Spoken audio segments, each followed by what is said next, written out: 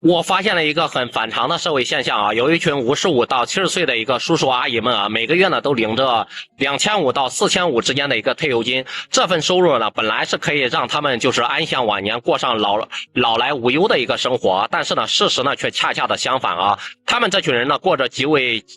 就是那种简质的一个生活，宁愿呢出去挤那个公交车，从来呢都不舍得去坐这个出租车，为了节省那么几块钱，饭店和外卖对他们来讲呢，那都是奢侈的啊。包括去超市里面排队买那种特价的水果和蔬菜，也成为日常的一个生活，包括活动啊。在菜场里面，他们反复的去对比这个价格，只为呢寻找最实惠的一个食材啊。身上穿的那个衣服呢，基本上都是孩子们逢年过节、过完年、过完节给买的。他们自己挑选的衣服呢，永远都是选最便宜的，什么19的、29的，不看品牌，只看这个价格啊。子女们呢，一旦是回家吃饭呢，他们会准备满满的一大桌啊，就怕不够吃啊。但是呢，自己的一个餐桌上面呢，永远都是只有那种粗茶淡饭和廉价的一些蔬菜啊，甚至呢是剩菜剩饭。子女们呢有大事的时候，比如说要买房买车了，他们呢都会资助一大笔啊。然后呢，包括自己的子孙呢上大学，他们就会发一个大红包。这些退休的一个叔叔阿姨们的生活呢，让我深深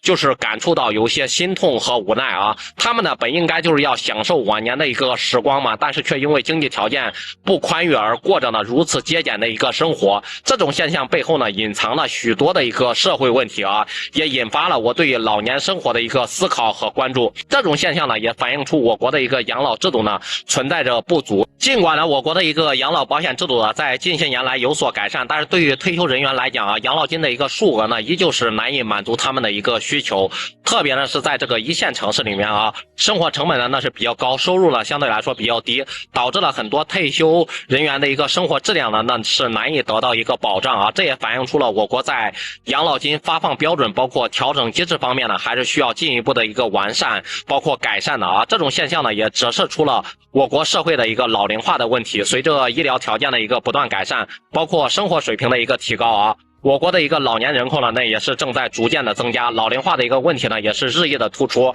而老龄化的问题呢，不仅仅是一个经济问题，更是一个社会问题啊。除了养老金问题以外呢，老年人的包括医疗保障、包括生活关怀等方面呢，也是需要得到更多的一个关注和支持啊。因此呢，我国呢需要更多的一个政策，包括举措来应对老年化的一个问题，为老年人呢提供更多的一个保证和关爱啊。另外呢，这种现象也反映出了家庭观念的一个变迁啊。在过去中国的一个家庭观念呢是非常的重的，子女呢对于父母的一个赡养义务那是不言而喻的。然而呢，随着社会的一个发展和变迁啊，家庭观念呢也被一定程度上有所稀释和改变。许多子女呢在追求自己的一个事业和生活的同时呢，也面临着照顾父母的一个责任，这就导致了一些退休人员的一个生活质量的一个下降，过着呢如此节俭的一个生活。因此呢，我国呢需要加强家庭观念的一个教育和宣传，让更多的人意识到对于自己父母的一个关爱和照顾呢是一个社会责任，也是一种幸福。综上所述啊，退休人员的一个生活现状呢，不仅仅是一个个案，